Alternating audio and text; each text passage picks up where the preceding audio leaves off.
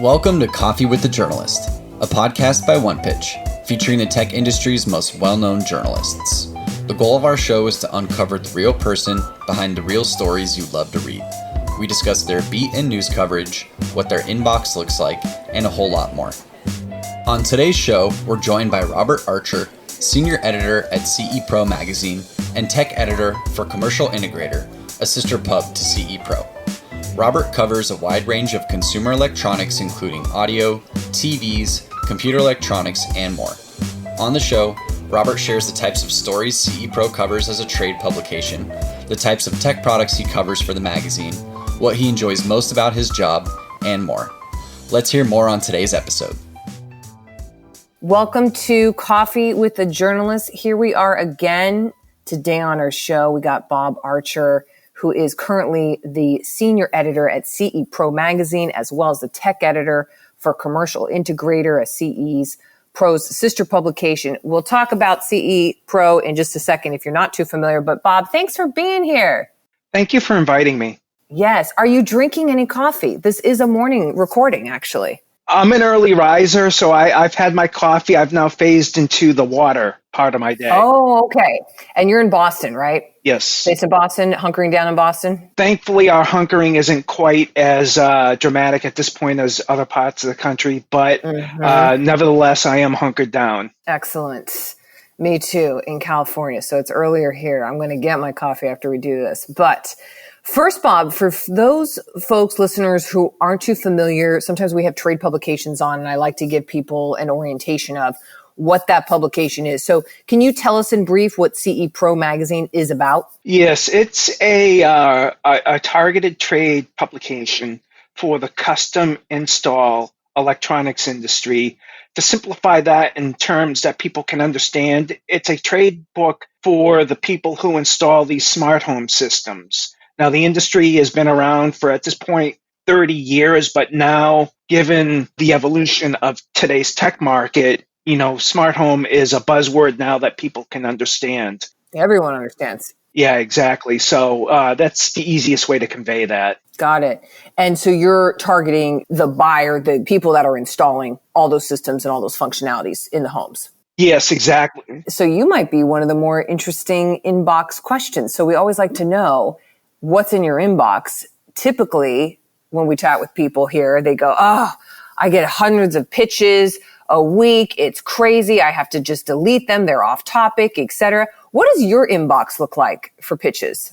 Honestly, it's not that bad. I think having been doing this for a very long time, I know most of the marketing and PR people in the industry, and they're pretty aware of what is in our scope of coverage. It does come up that I tell someone politely that that isn't an area that we cover, but for the most part, it's the typical thing: product reviews, product info, maybe questions about market trends or something similar. But for the most part, I have a really good working relationship with the PR and marketing people in the electronics industry. Wow, we've never heard that before on this entire show. I have a good working relationship with the PR people.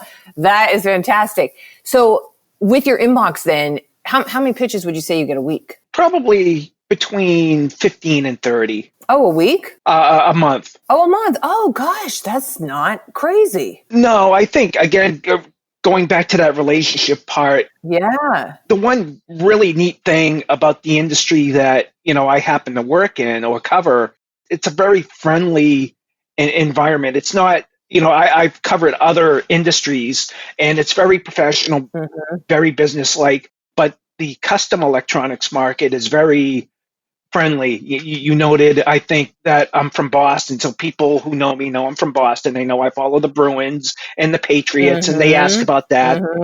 You're a big fan, yes. Oh, that's cool. So they mentioned that in their pitches. Yeah, because they've gotten to know me over the years. So there's a personal element that may be unique to the install industry. So any kind of email I get for story ideas is pretty succinct. That's great. By the way, it is noted in your Twitter handle or in your Twitter bio that you are a big Boston sports fan. What's your favorite team, by the way? I'm a hockey and football guy, so Bruins and Patriots. Oh, but you get the outdoor, the coldness. Oh, year round. You're pretty set. Yes. Oh man, excellent. Well, what about making a story? I'm sure this is quite different than some other folks we talk to who are investigative news or trying to find some breaking exclusive, something like that. When you get a pitch, or let's just say you don't even look at a pitch, who's to say? You tell us. How do you come to craft a story that you want to pursue? For me, it's all about servicing the reader, providing the reader the information that they find relevant to help their business. And you're just thinking of that reader constantly. So you go, okay, does that reader want this? They're going to want this review? If no, then you don't do it. Yes. The neat thing, and I suppose sports is like this too, where at the end of the day, it's fun stuff. Mm-hmm. I always try to think to myself that at the end of the day, I'm writing about TVs and stereos and home control systems, fun things. That is fun. Yeah, exactly. Like sports, it would be fun to write about the Bruins or Patriots or whatever, whatever your thing is, but cooking, whatever it may be. So I try to boil it down to those terms. So thinking through that kind of lens, mm-hmm. I know that many of our readers are as passionate about those topics as I am. So it's being able to convert that into a story or convey that into a story that provides useful information. What's the most fun thing you reviewed lately? I am lucky. I get to review a lot of fun products. A few weeks ago, I was lucky enough to review the Sonos Arc soundbar. Oh, the immersive auto soundbar. Yes. And it's a great product. I'm looking at your article right now. It looks good. Yeah. It's this thin little bar for folks who don't know. The sound quality of this apparently is ridiculous. Yeah, and it's accessible for people too. It's a product that you can get at a retail level, but you can get it through your custom integrator too. So, and it will, enhance the sound of your TV, whether it be Netflix, whatever, and you can also listen to your favorite music through it too. So it was a lot of fun to review that product. This would be my job if I got to be in journalism. It's just like, I want to touch and review all the products out there all the time. That's what I would do. Just all the time. Just what you're saying, like fun. It's fun. This isn't like a heavy area that you have to be constantly talking about. And do you get to put the products in your house, by the way? Yeah, do you use your house? That's a big part of it. Nice. Is that the stuff comes into my house and the idea is to try to review it in a real world environment. It's one thing to put, anything in a lab, but that's not real world, so in the case of that Sonos Arc soundbar, I connected it to a TV. I hooked up my phone and music and accounts, Apple Music, all that stuff. And then you also say it only took you think like 15, 20 minutes to set this thing up. Yeah, it's all prompt driven through the app. Well, we should all aspire to be like you, Bob, one day. That's our dream. Well, cool. Well, let's play a word association game. I love this. So I'm just going to say a word and you tell me the first thing that pops in your mind. Okay. Food. Fun. Drink. Fun. Hobby. Music and martial arts. Okay. Karate. Kyokushin. Jiu-jitsu. Brazilian. My school, Binder, that I attend. Okay. Boston. The best of everything. It is a good town. Smart home. Fun. Consumer electronics. Fun. That's a recurring word here. Fun. Yes. AV tech. Fun. Music. Fun. This is the theme, Bob, that I think of your whole life. How about journalism? Exciting. Pitch. Interesting. And then inbox. Full. Okay. Mm-hmm. What else is in your inbox, by the way, if it's not pitches? One of the things about being a trade publication is that we're covering all aspects of the electronics industry. Mm-hmm. So not only does it include products are kind of the headline thing, but there's news, manufacturer news, there's dealer news, and under that umbrella of news, there could be many things, trade associations. Unfortunately, given the economy and in this COVID environment right now, there could be good news or bad news associated with personnel. There are lots of things going on in an industry simply beyond products. Mm-hmm. So you got to be up on all of that stuff. Yeah, it's about keeping the reader informed. Mm-hmm. What else are you reading?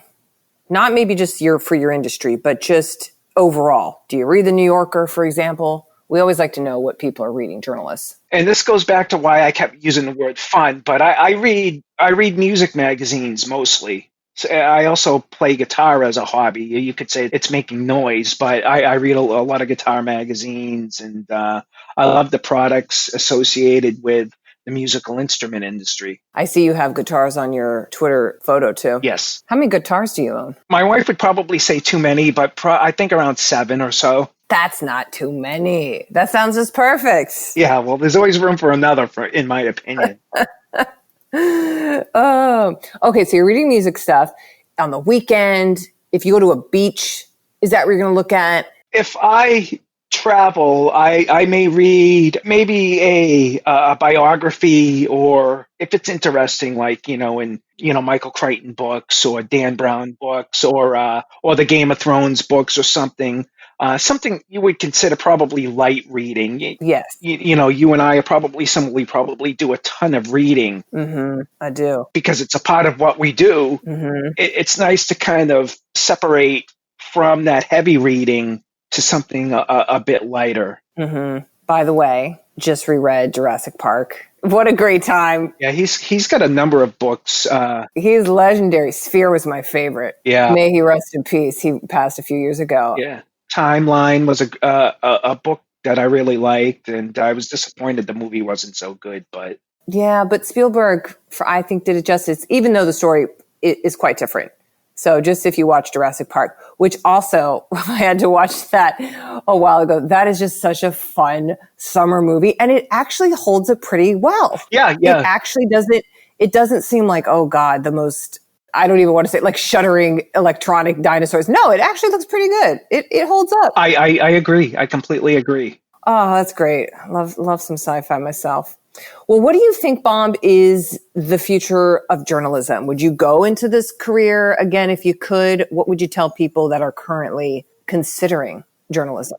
I would say go into it if you think you can have fun. At the end of the day, you have to like what you're doing. And it doesn't matter whether you're an auto mechanic or you're a doctor or whatever it is. You have to like what you're doing, because at the end of the day, the way I look at it is like a bad day of what I'm doing is better than any day I could be doing something else. Mm-hmm. You are, I believe, and I've done a handful of these, the first person who said, you got to love what you're doing. Have fun. Yeah. There's never been a person on the show who's like, oh, I'm in this industry to have fun. I really hope I'm having fun. Yeah, no, it really is the case. I mean, if you're looking to make money, why would you go into this field? When you get into business and get into the stock market or whatever it may be, No. Hopefully things take care of themselves. If you find a career path, regardless of what it is, that you like doing, eventually, well, you may not be Elon Musk or something, but if you can make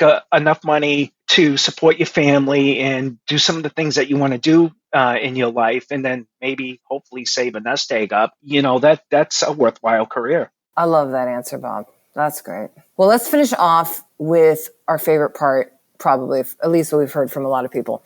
Just a little Mad Lib here. So I'm going to give you the word or the phrase or whatever, and then I'm going to put it all together and read it back to you. Usually these are quite accurate, has been the consistent pattern. So let's see what happens here. First off, what's a catchphrase? Since we talked about it, smart home? We'll go with that. Let's use it. How about a journalist scare phrase? I hate to say it, but it would be revenues. Mm-hmm. Yep. What about empowering journalism buzzword? Maybe like positive reviews or... I don't want to go off topic here, but I don't look at positive reviews. The thing, and I try to tell this to like the younger people in my office, is that don't base what you're doing on the feedback of the internet. Maybe like praise, positive praise, perhaps. Like when you get like someone who's like, that was a really great piece. Thanks so much. That is nice. Yes, I will say that is nice. Okay.